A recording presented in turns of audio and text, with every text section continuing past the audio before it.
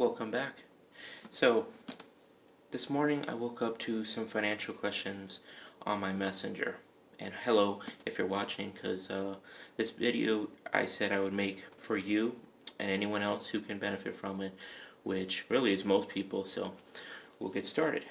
So, the messages about selling a business, well, for a lot of people that's not going to be applicable. Money can cause a lot of stress in your life. What if you're in a position where you just got a lot of money, or you have a lot of money coming in, you don't know what to do with it?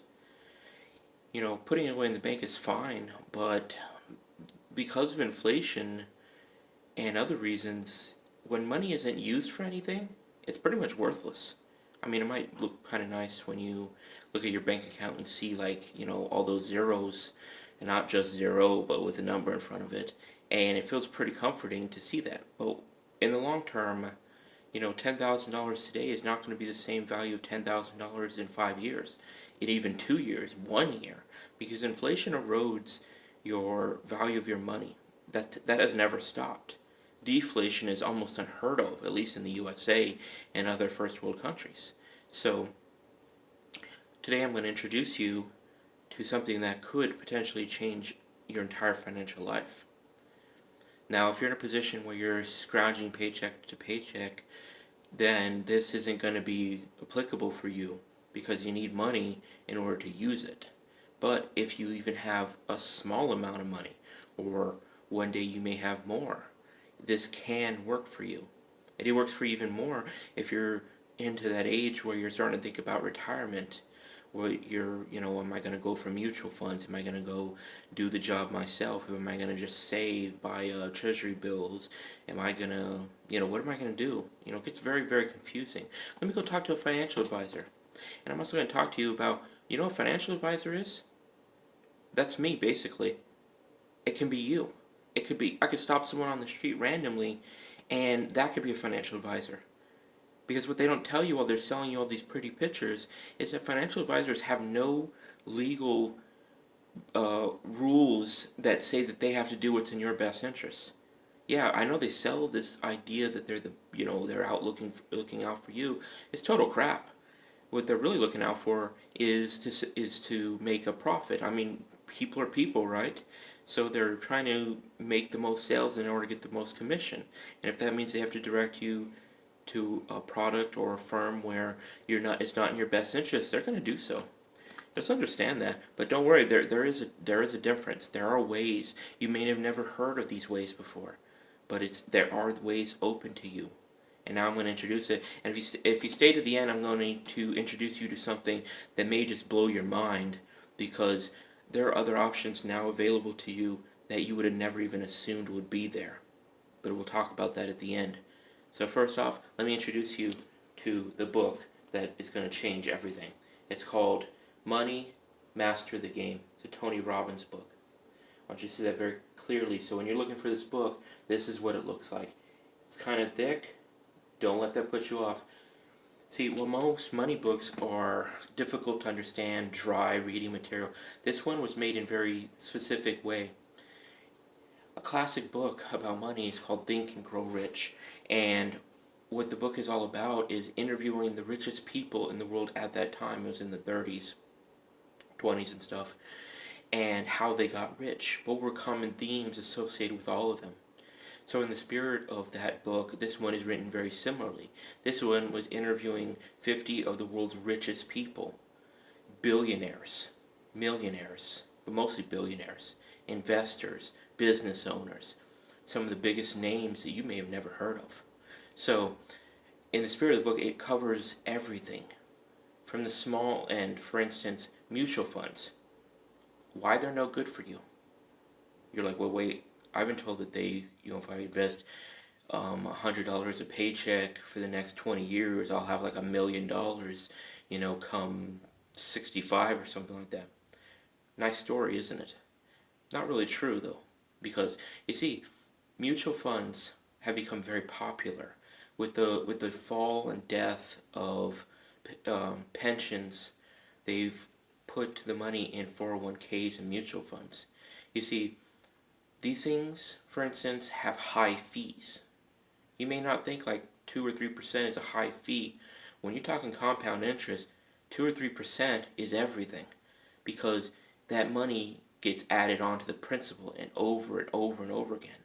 And think about what happened in 2008. The market went down and mutual funds were wiped out. Wiped out. All that money gone. So you, as the consumer, would have lost it all. You may have been one of the people who lost it all. So this book goes into great detail about how mutual funds are crap. How there are other options available to you. Other options you may have never even heard of. You may have heard of some of these options, but they were never, put in front of you as a potential for you. You may have thought they were just for the ultra wealthy. You've heard of something called the S&P 500. It's just a list. There are many lists of like the 500 top performing stocks on the stock market. Did you know you can actually own the S&P 500? Yeah, you can. It's not actively managed. And what does that mean? That means you don't have someone sitting behind a computer, managing it. And that means you don't have to pay them. So that extra money is yours. It's yours to keep. It's yours to return. And historically, S&P 500 and other such lists have performed just as well, if not better, than actively managed funds. And how could that be? These are professionals, right? Yeah, they're professionals, but they're human. You see, the entire financial system operates on two principles, just two. One, greed. Let's be honest here. Greed. Why do you think things rise so fast? Why is it that the gas explodes when you hear a story about, Saudi Arabia is thinking about restricting the supply to raise the price? All of a sudden, you go to the pump, it's 50 cents more a gallon. How can that be? They said they were thinking about it. They didn't do it. You see, the people involved are afraid. Oh no, they're going to restrict the supply. That's going to drive up the price. So that means let's sell it for more. Make more money. More money, more money, more money. And, that's what rises the price of stocks in general. That's what rises the price of a lot of your commodities is greed. So, and I'm not saying this to crap on the people at the top making the money.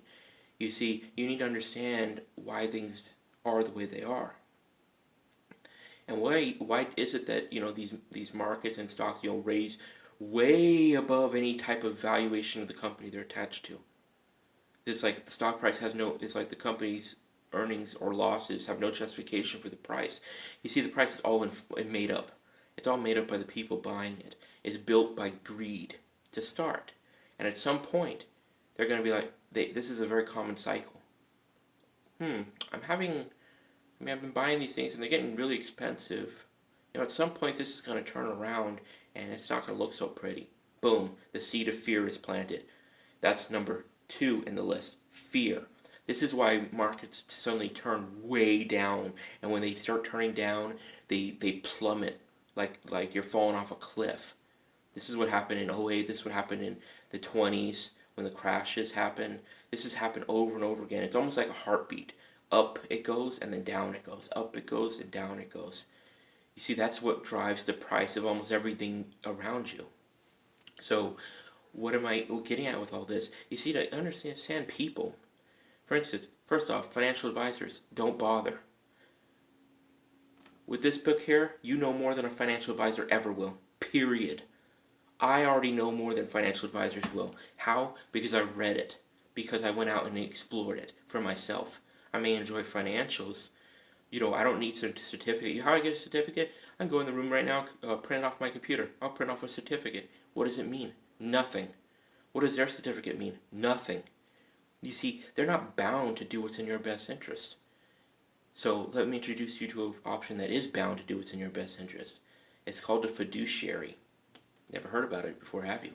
That's right, because they're not sold as like financial advisors are. Because a fiduciary is bound by the law to do what's in your best interest, regardless of what's in their best interest.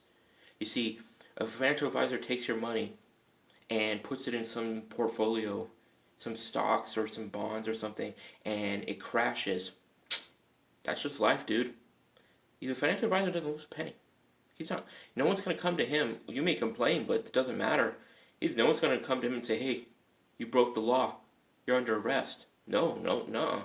He's going to get a nice bonus check for putting your money where he wanted to put it to get him the best bonus check. That's how it works. So, a fiduciary, on the other hand, if he did the same thing, or she, it doesn't really, the gender doesn't matter, does the same thing, they can be arrested.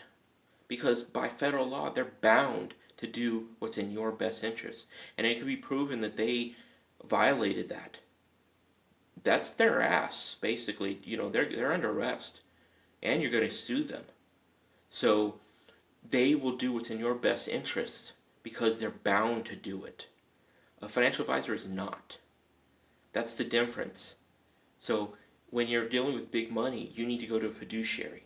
You need to find someone who will give you the right advice, options you will never hear about from a financial advisor because it's not in their best interest.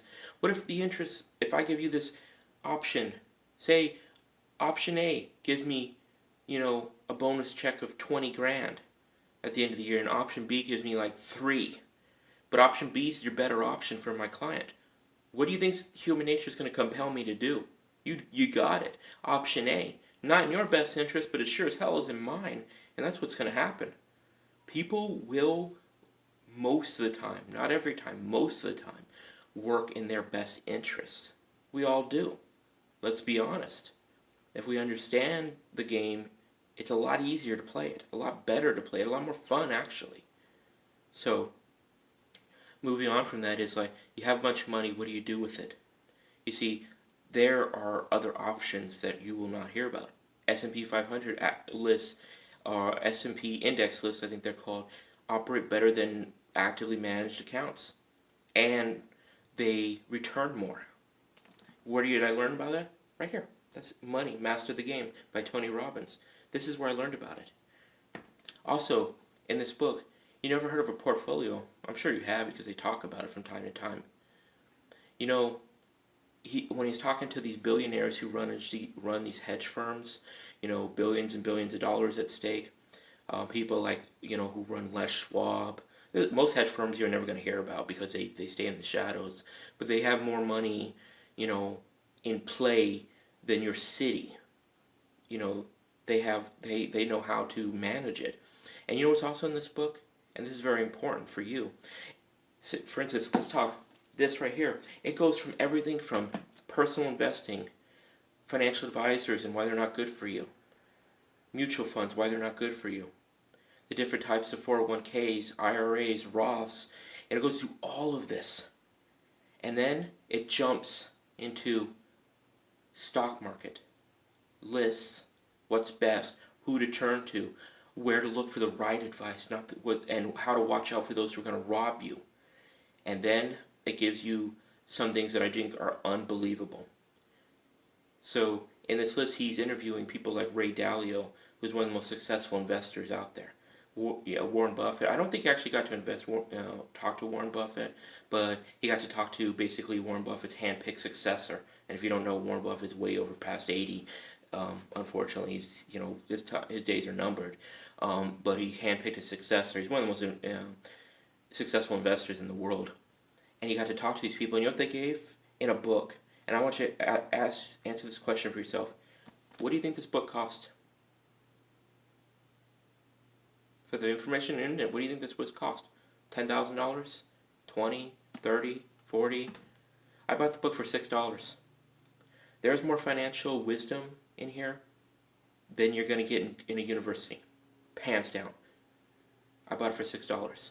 $6. It was used, but used book is fine. Used book is as good as new. So they talk to these giants of investing, and you know what they gave you? It's in this book. The exact chart on how they break up their portfolio. Exact chart. What percentage to put in this area, what percentage to put in that area. How much in treasury bills, how much in stocks, how much in different types of funds you may never even heard of. The exact chart, all written down for you from several of the world's most impressive investors, most successful, is all laid out in this book. That alone, people would pay tens of thousands, hundreds of thousands of dollars for. they gave it in this book, and it cost me $6. $6. So run over to Amazon quickly, find the book. You can go to the used options, pick it up. If you're looking at money, it'll be the best $6 to $10 you've ever spent in your life. In a month, you won't even think about the money. $6 is nothing. You'll blow that Starbucks with one drink. And now, I mean, there's so much more to this book than that, but now I'm going to talk to you about that little gem. And the gem is the fact that you no longer need people in your way to buy stocks. And I'm going to talk to that in the next video. And we're going to talk about how every stock option now is free. Bet you didn't hear about that. You can now purchase them for nothing, other than the price, of course, but no middlemen anymore. There are now options available to you, common people, to get into the world of investing with no middlemen to take your money from you.